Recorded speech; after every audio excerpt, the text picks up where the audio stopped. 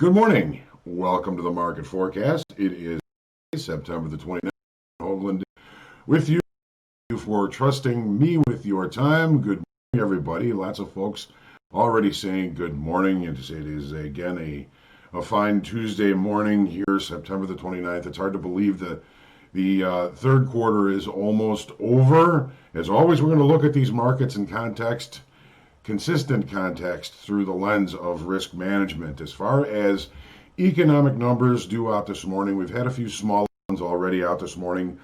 Goods trade, wholesale, and retail inventories. Just now, the Case-Shiller Housing Index just came out. 9 o'clock this morning, we're looking at consumer confidence, and we have several talking Feds speaking throughout the day today. As usual, we want to make sure that we are aware that there is a lot of headline risk out there. Keep your eyes and ears on the news, on the wires. Even sometimes Twitter is a source. Something different has happened. As far as the news is concerned, we have the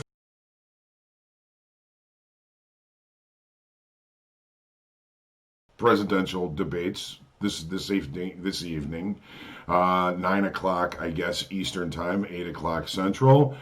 Don, the comb over Trump, is going to go into the ring with Joe, you know the thing, Biden for an hour-long battle. It's anybody's guess as to who's going to win this and to how they are going to affect the marketplace. As far as other news, U.S. stocks are set to open steady to lower after some recent gains, and as traders, I think, and investors alike, are bracing for possible volatility. Now, again, nobody knows what's going to happen with this Thrillo in Ohio this evening. 2 days left in the quarter. With all that's going on, if you've had a good month, even if you've had an okay month, it's the last 2 days of the quarter. We've got lots of information coming out in the next couple of days, including the debate. I'm going to size down. I'm going to protect some of the profits that I've accumulated this month. The fourth quarter of this year promises to be a bit of a circus, a bit of an opportunity. I think it's going to be for traders. It's also going to be somewhat, unusual. I think there's going to be a lot of uncertainties, and I think there's going to be, again, some unusual things happening and some uncertainties. So make sure if you've had a good month, protect some of those profits, and just kick back and enjoy the show for the next couple of days. Speaking of volatility, possible increase in volatility, it's already kind of showing in the VIX this morning. It's already up 2% at 26.77. The dollar index continues to leak to the downside. It's at 94.06 now. On a somber note, we've reached 1 million fatalities worldwide, according to due to the coronavirus. So. Let's keep everybody in our prayers and keep hopeful for a good vaccine so that we can move past this and get back to our lives as normal. Make sure you like, share, comment, question, feedback. Heckling is always welcome, and make sure you subscribe to our YouTube channel so you can get announcements when we do go live. I want to say good morning to everyone. Danielle. Guten Tag, first one in the room, you win the prize. MSS Capital, Felix, Nickmo, Caesar, John, Subconscious, Esteban, Sarah, Level 2 trading. You got to love that structure play last night. Tanya, good morning. Craig, RW, Alan O'Neill, Level 2. And the Dems have a new bill out, 2.2 million. It looks like that says. I don't know. I don't have my glasses on, but.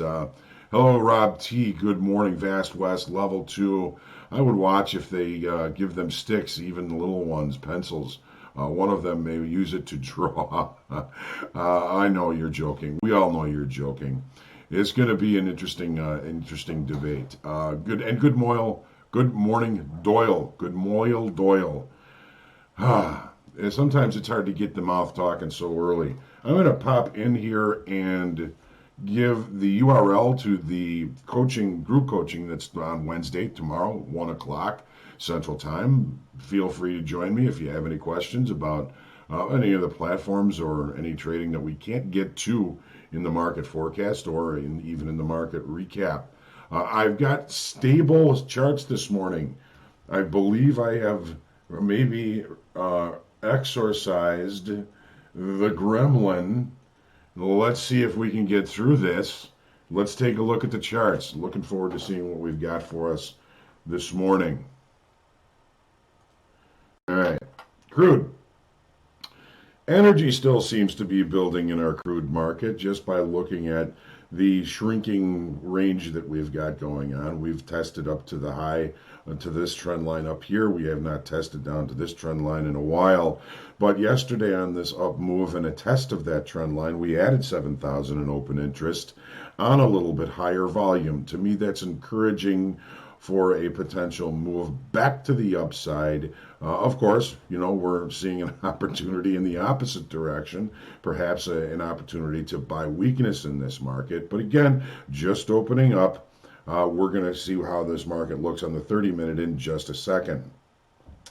It seems to just be waiting for the right information, for what it is looking for to move away from this area. Remember, the market's job is to facilitate trade, and the longer the market hangs around here, you can see it in the volume, the less it's going to facilitate trade. So the market is going to begin to search into areas outside of this area in order to see if we can maybe find some new information and new movement. Here's our 30-minute chart. We've got settlement up here, 40.60. Put that on your charts. We've got some pretty serious overnight shorts here, and it looks as though on our open here, we're pushing the market outside of value, which does tell me that, hey, maybe there's an opportunity coming closer. We've got this 39.90 weekly kickoff level, which has really been run over. We don't know if and when it's going to become important or not, but for the last couple of sessions, we've seen the market attempt to get down below that only to be rejected. Yesterday, we added open interest and volume to the upside. I'm thinking that if we've moved some new traders into the long side, they're going to try and protect this level down here. We've just taken a good look at it. If we can't hold this level, then I see us maybe taking a look down to the other side of that channel, if you'll say, this pennant formation here. We may take a look down towards that level, but it doesn't change the fact that we're still in a kind of a range-bound market state, and we are going to be looking for opportunities as we leave that market state is where I think our bigger opportunities are going to be. So a pretty big dive to the downside here right on the open, and kind of to a level that I'm looking at as a potential support level. So if we get the chance to take another look down here, it's going to be an opportunity for us to, at the very least, limit our risk. Remember, we added 7,000 in open interest on an up move yesterday on higher volume. Those new traders, those new buyers are going to try and protect their investment and try and keep this market from tumbling. They're going to try and keep buying down at that level where it seems as though for the last couple of sessions they have been doing so. All right, E-mini S&Ps. Fascinating. Markets are always fascinating. Don't forget, anything can happen. Anything can and will happen. We've got 4, I think, talking Feds throughout the day today. Most of our known economic information is out except for the consumer confidence number at 9 o'clock.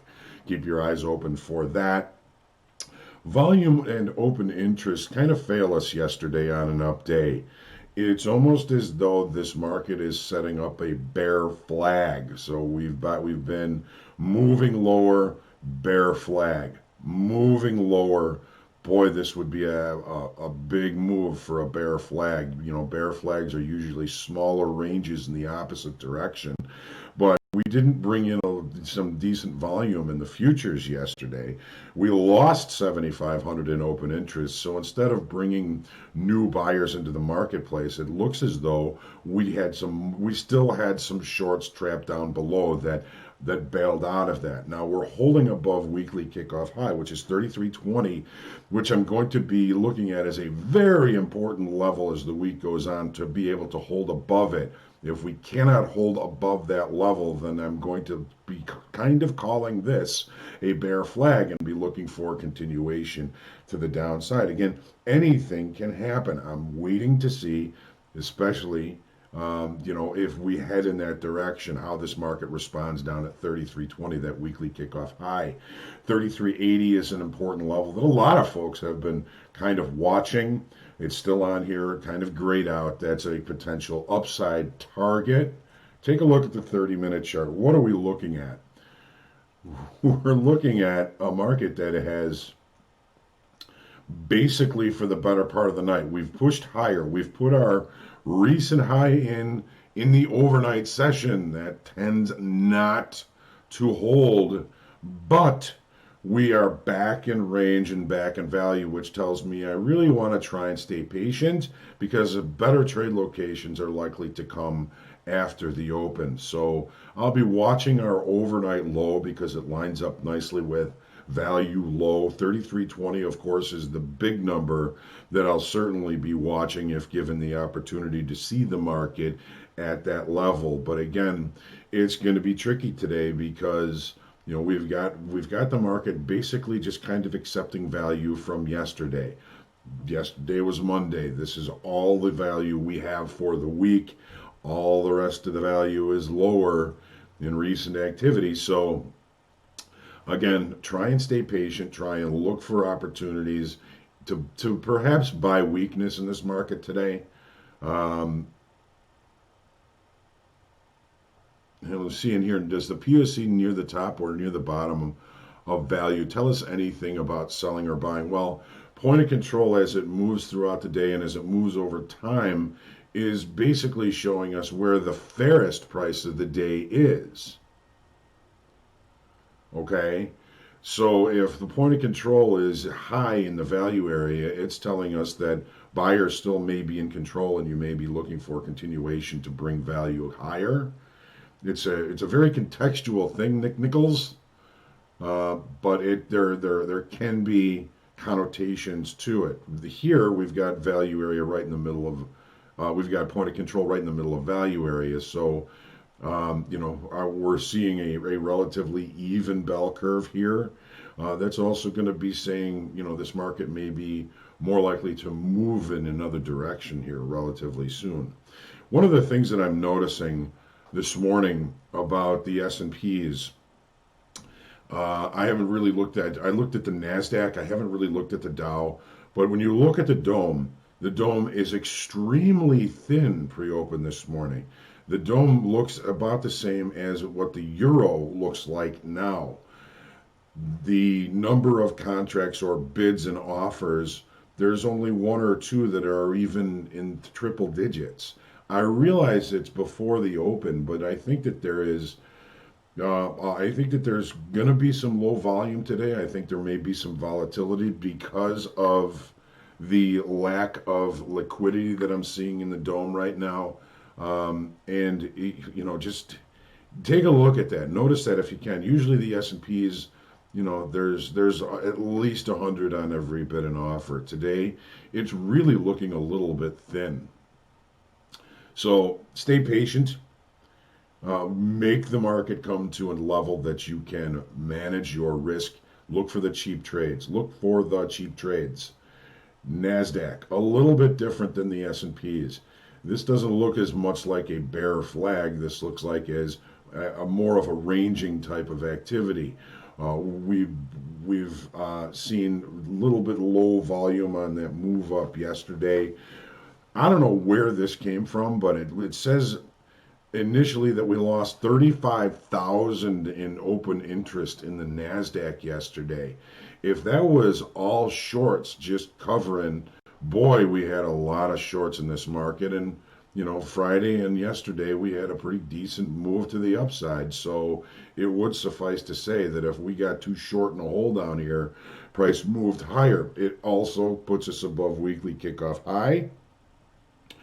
It puts us up near previous weekly kickoff level, 11,368, which I'm calling pivotal for us today. Uh, are we going to be looking to accept yesterday's value, um, or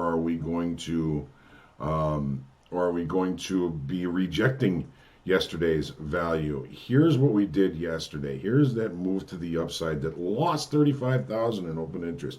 Crazy, crazy. Settlement is all the way up here, and that's 11,394.75 is settlement. Put that on your charts. We don't really have any overnight inventory, but the market seems to be rejecting value from yesterday. Kind of different than what's going on in the S&Ps. We're back in value from yesterday. The Nasdaq having a difficult time getting back into value from yesterday. So the Nasdaq really kind of presenting as the stronger of the two. Neither of them look like they're going to be opening with any kind of gap. So again, I'm going to try and stay patient, and I'm watching this weekly kickoff level here as pivotal, short below, long above. Be careful. If you have been trying to do that, you have been cutting yourself up all morning. So try and be patient, look for good trade location, and look for some sort of evidence of the market finally ready to move away from that level. And the open of the U.S. regular trading hour session might bring that opportunity to us. Gold. Okay, we had a little boost of volume yesterday off the recent lows. We added 3,300 in open interest. That's encouraging for continuation to the upside. The dollar is still presenting as weak. We've got an overlapping to higher extended trading hour range here in gold from last night. Taking a look now into the 30-minute chart. The opportunity this morning has really been from the opening range. Now, here's what we're looking at. Here's settlement 1882.30. Put that on your charts. The high from yesterday. We opened with a gap. But we left the opening range at the high of the regular trading hour session. We had a few, probably some weaker money overnight longs in this market, and when the market left the opening range at the high of the regular trading hour session, it gave us a nice opportunity for us to take advantage of the overnight longs that were starting to get the idea they weren't going to continue to get paid, so they got out and they brought the market right back to where? Settlement. Typical overnight inventory adjustment. The market comes back, trades right to, looks like the high of the opening range, has not yet taken it out. It offers another opportunity for us to limit our risk. If we take a short below the high of the opening range and the opening range never gets penetrated, that gives us that opportunity again to see if we can't get another move to the downside. So a couple of decent smaller opportunities in gold. We did close the gap. That tells us, well, there may be a possibility that we could re-accept inside yesterday's range, perhaps even the value.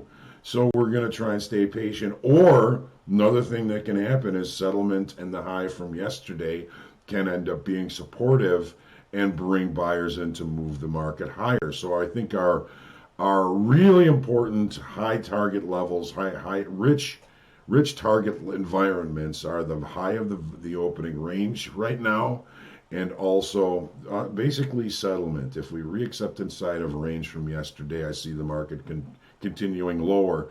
But in either case, they're good risk limiters, good opportunities to limit the risk we take to get into the trades to begin with. The currencies. We have dollar weakness continuing. Kind of firming currency prices over the last couple of days. We've got 116.45, a previous weekly kickoff level that I do tend to leave on because I thought it might be impactful, and so far this week it has been. We've got low volume, decreasing volume as the market continues to move lower. That's a divergence. Okay, we see decreasing volume. That's likely that the auction to the downside is going to change. We lost 1,800 in open interest yesterday. I would call those people covering shorts from on the way down. The market is really just kind of rotating in a relatively known or predictable kind of way. Um, Today we've got overlapping to higher range. We're probably going to increase volume a little bit today in the currencies just by looking how much volume there is today. Taking a look at the 30-minute chart, settlement is down here, 116.83. We've opened with a gap. We've been unable to close the gap as of yet. Uh, but we sure have a lot of overnight longs here.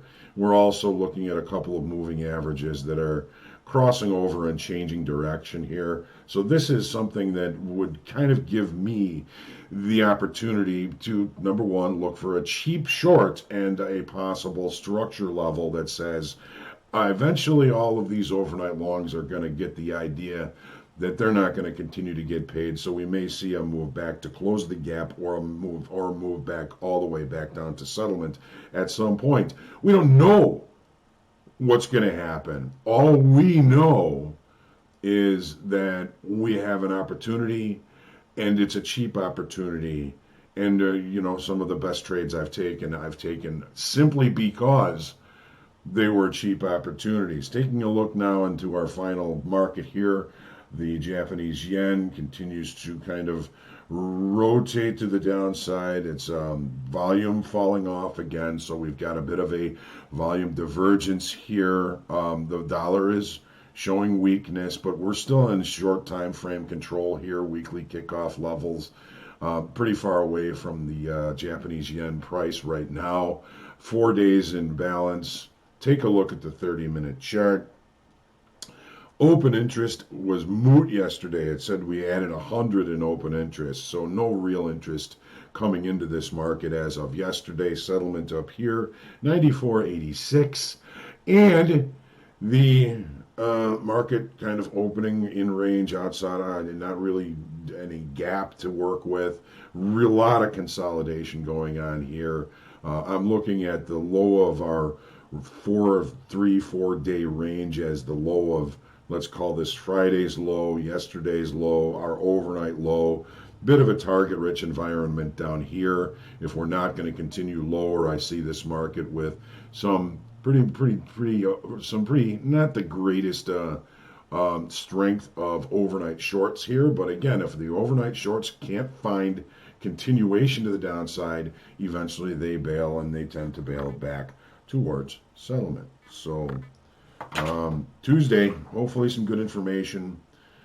The entertainment provided this morning by me is good. It should be nothing compared to the entertainment provided later on by our president and the former president, vice president of the United States, and their debate this evening. Again, we've got today and tomorrow, the last 2 days of the third quarter. If you've had a good month, size down. Make sure you're really demanding good trade locations. Make sure you manage your risk. I hate to see people ruin a good month on the last couple of days. And as for me, I'm going to take my deep breath, but I do want to see that it looks like there's some comments here that I'd like to take a look at. Good morning, Mike Doyle. First call of the day. Yes, Mike. Yeah.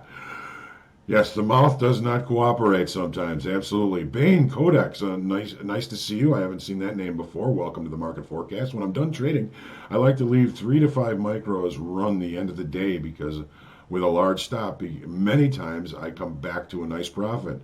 Absolutely, and that's the beauty of those micros is, you don't have to risk a lot.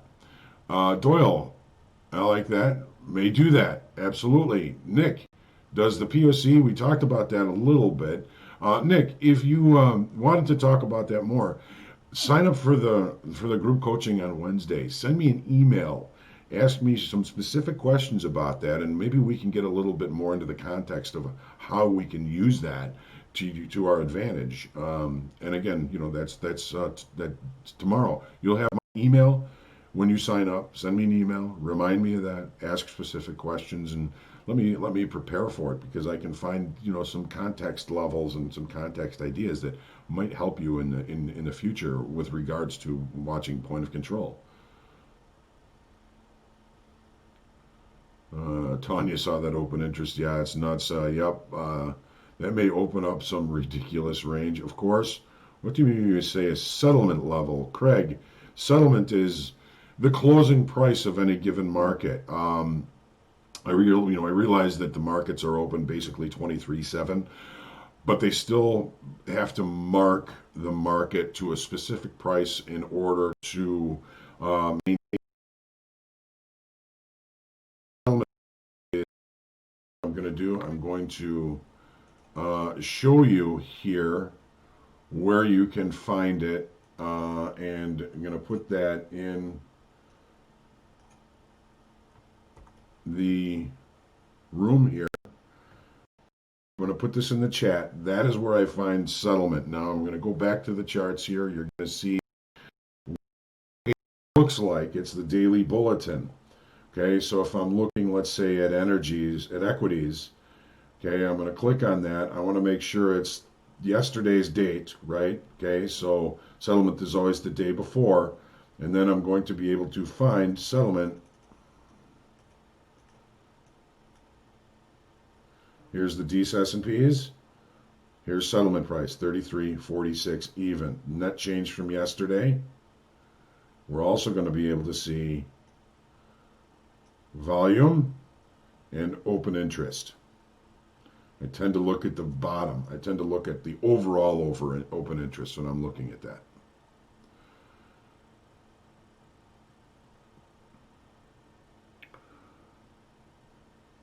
All right, Nick, good to see you. Good to see you. Sorry if the sound cut. That happens to me sometimes. Tanya's asking, wasn't marking to the market at the end of each day started for tax purposes? Actually, Tanya, that was started to market the marking positions to the market at the end of the year. My dad was on the grain floor for many years, and it's a quick story, and I'll get everybody down to business.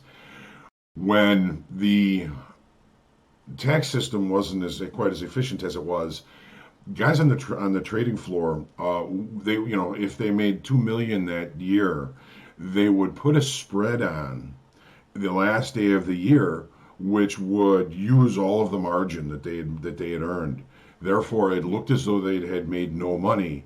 The first day of the year, they would unravel those spreads, and then they could take the 2 million that they made the year before, and take it out of their account. So they would push the taxes year over year. In about 1975, my dad's tax guy said, "This is they're on to this.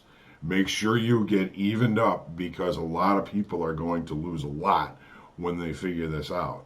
So he evened up, but a lot of his friends had, lake houses and planes and all kinds of things, and they lost everything because of that. So, yes, it was very sneaky, but hey, you know what? It wasn't illegal at the time. They made it illegal, and then they made all these guys pay back all that cash, the taxes on all that money that they had made. And most of them, of course, had spent it all having fun, right? So, all right, let's take our deep breath. I hope you join me. Humble, grateful, creative, happy, cautious today. Get out there and profit. See you at 3 o'clock with Dan for the market recap. Till then, trade well.